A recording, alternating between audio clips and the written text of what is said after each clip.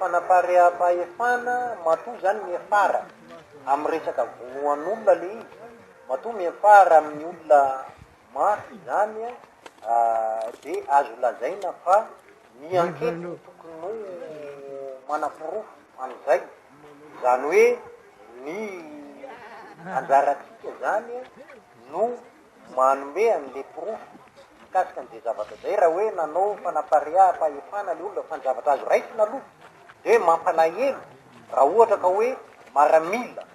zay lazaina fa hoe tokony hiaro ny olona na tokony miaro an'le olona ao an-toerana lasa miafara amin'ny zavatra ohatran'izany ataony maro ny derive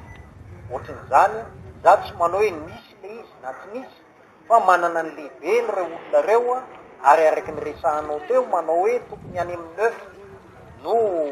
andrasana hoe verdict ny tribunal nefa reto olona reto ny passé outre anjaran'ny fanjakana anjaran'ny pouvoir régalien na ny pouvoir zay misy am'izao fotoana no manomea le mijery akaiky toejara ohatra zany satria izay kosa aloha oka ambara fa matetika misy zavatra ohatran'izany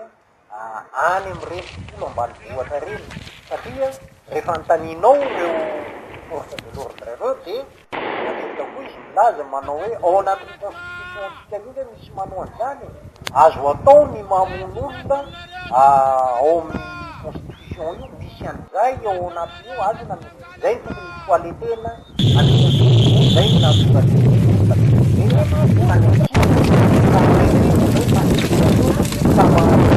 namarailareo zany lasa mieritreritra hoe azony atao daholo zay zavatra rehetra io zany sy un débat national le resaka le hoe ahoana mba hafahana miresponsabiliser an'le force de l'ordre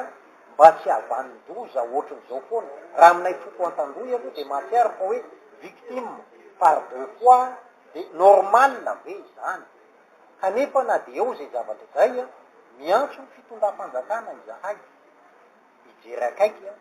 an'le toejara ohatran'izao indrindra fa any am'ireny tany lavitra andrina reny zay mieritry zay matetika ny zavatra misy de le pouvoir au bout du fusil zay olona manana basy any no manao zay danon-kibo kanefa na de eo zay na matoa nasina ny tribunal matoa nasina ny instance lehibe any anatin'ireny autorité reny de natao ho ampiasaina reny zay ny mahatonga anay tsy de tena d'accord am'le fiantsina ady na ny fitaritana ady na au niveau-ny armée au niveau-ny gendarmerie be de be ny tangoy ao be de be koa ny olona manana havana maty ao anatin'io raha izay ny atao na ao anatiny ao ny famono fa ny zavatra miseho zany de izy ty tsy republika bananiera na koa hoe fanjakany baroa fa tsy eo ny republique